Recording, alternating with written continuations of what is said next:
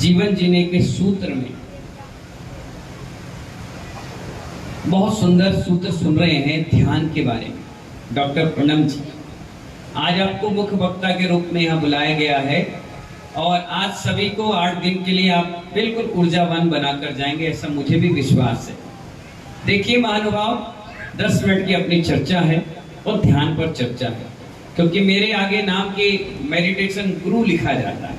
क्या आज से 7-8 साल पहले अचानक से मेरी शुगर बढ़ गई। अनियमितता के कारण बिहार हो रहा था, गर्मी थी, व्यवस्थाएं थी, बहुत सारी चीजें थी।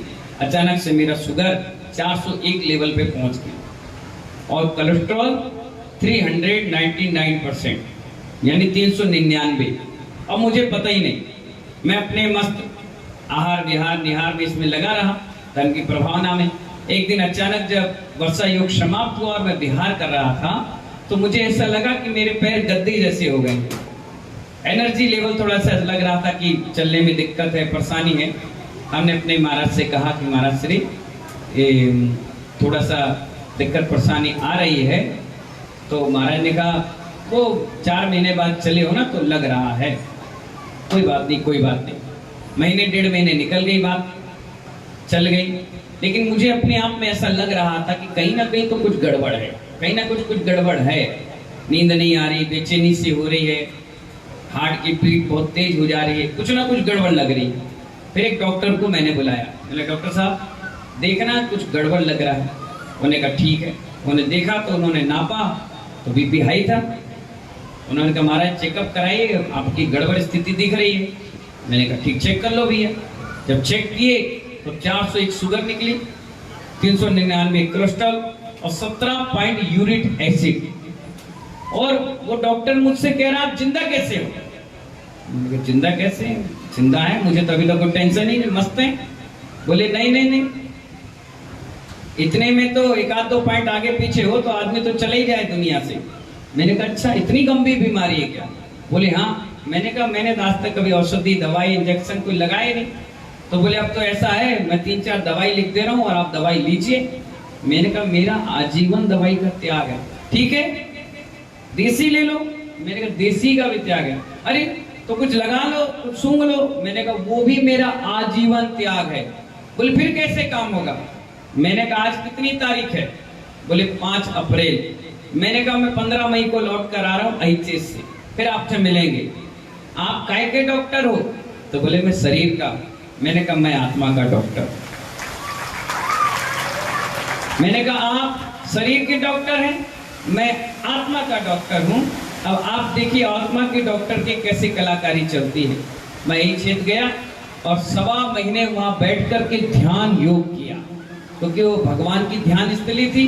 घंटों घंटों 2-2, 4-4, 5-5 घंटे बैठ करके वहां साधना की। साधना करते गया, करता गया। 1.25 महीने के बाद मैं डॉक्टर साहब के पास फिर वापस घूम के आया। मैंने डॉक्टर साहब अब चेक करिए।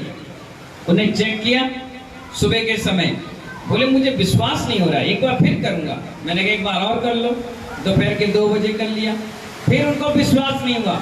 वो शाम के 6 बजे आए, बोले एक बार फिर चेक करूंगा। मैंने फिर कर लो। और सुबह जब 9 बजे मैं प्रवचन के लिए निकला तो रोड पर लेट गए। लेट कर बोले मैंने आज तक कभी भगवान को देखा नहीं, आज जैन मुनि को देख लिया। मैं जानता हूं जैन मुनि के पास कितनी बड़ी ताकत होती है कि उन्होंने सारे अपने रोगों को ठीक कर लिया। 1.25 महीने पहले जो रिपोर्ट थी, आज 98% शुगर रह गई।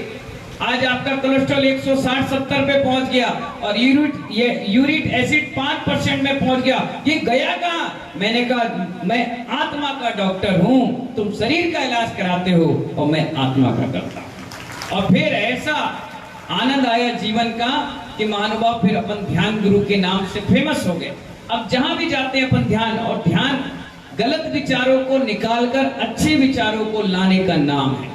कोई कुछ गलत अपन करते नहीं है। लोग सोचते हैं ध्यान बड़ा टिपिकल है, और मैं कहता हूं ध्यान बिल्कुल इजी है। खाना बनाना पचाना टिपिकल हो सकता है, लेकिन ध्यान करने के लिए कोई टिपिकल काम नहीं है। और कुछ भी कमाना नहीं है, कोई भी दान नहीं देना, कोई भी आडंबर नहीं करना, सिर्फ हाथ में हाथ बैठकर निठल्लों की तरह तरह बैठना है, कुछ काम नहीं करना, बिल्कुल बिल्कुल सहज भाव में बैठना है। जैसा आपका जन्म हुआ, जो 1 साल 1.5 साल के बच्चे की सोच रहती है, इस प्रकार से सोच को नीट एंड क्लीन कर देना है। उसके बाद जीवन जीने का आनंद लेने का नाम मेडिटेशन यानी ध्यान। ये आनंद आता है। अब आप क्या करते हो, जैसे जैसे बड़े हुए खाने की चिंता हुई, जैसे जैसे बड़े हुए पीने की चिंता हुई, जैसे जैसे बड़े हुए पहनने की चिंता हुई, जैसे जैसे बड़े हुए सुंदर दिखने की चिंता हुई, जैसे जैसे बड़े हुए हर चीज की जो चिंता लग गई, वहीं से आपका चिंतन शून्य हो गया। जहां चिंतन शून्य हो गया महानुभाव, वहां से चिंता ही चिंता बढ़ती चली गई और यही चिंता आपकी मेडिटेशन में बाधा ले आई। अब आप इतनी सारी चिंता, इतनी सारी अपने मेमोरी में विषय को डाल कर रखे हो, चाह करके भी महानुभाव उसको निकाल नहीं पा रहे। इसी के कारण आप ध्यान नहीं कर पाते। इन सब को निकाल करके बाहर फेंक दीजिए।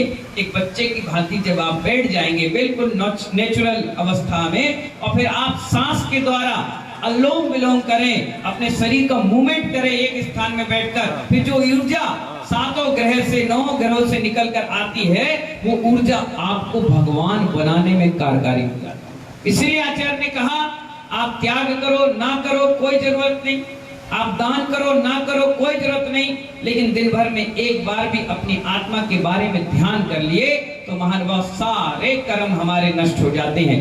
आज हम सभी लोग आरोग्य में वर्षा योग के साथ साथ ध्यान योग साधना, सहज साधना करना चाहेंगे। इसमें कोई दम लगाने की जरूरत नहीं, ताकत लगाने की जरूरत नहीं। सहज भाव में बैठो, सहज सांस लीजिए, सांस को कंट्रोल करिए। जितना कंट्रोल करेंगे, जितना मन को कंट्रोल करेंगे, जितने शांत स्वभाव में बैठते चले जाएंगे, उतने ज्यादा ध्यान में उतरते चले जाएंगे और फिर आनंद आएगा आपको। किसका? ध्यान का। जब आंख खोलेंगे तो आंखों पर, चेहरे पर, हार्ट पर, शरीर पर गंभीरता दिखाई देगी, बिल्कुल शांत रहकर आनंद आएगा। उस चीज का आनंद के लिए आज हम सभी लोग डॉक्टर प्रणव जी और उनकी पूरी टीम, हमारे ललित भाई, ललित है दिलीप नाम है, ललित भाई उनके प्रयास से यहाँ कर रहे हैं। अभी मैं यहाँ से चला जाऊंगा, लेकिन ये सब इनकी टीम यहाँ रहेगी और आपको बढ़िया आनंद देगी ध्यान योग के माध्यम से। और सभी को मेरा बहुत बहुत आशीर्वाद है। 1 हफ्ते आप यहाँ रुक करके ध्यान अध्ययन, सहज क्रिया और इस ध्यान प्रक्रिया में उतरने का प्रयास करेंगे। इन्हीं मंगल भावनाओं के साथ सभी को मेरा बहुत बहुत आशीर्वाद। जय भोले महावीर भगवान की।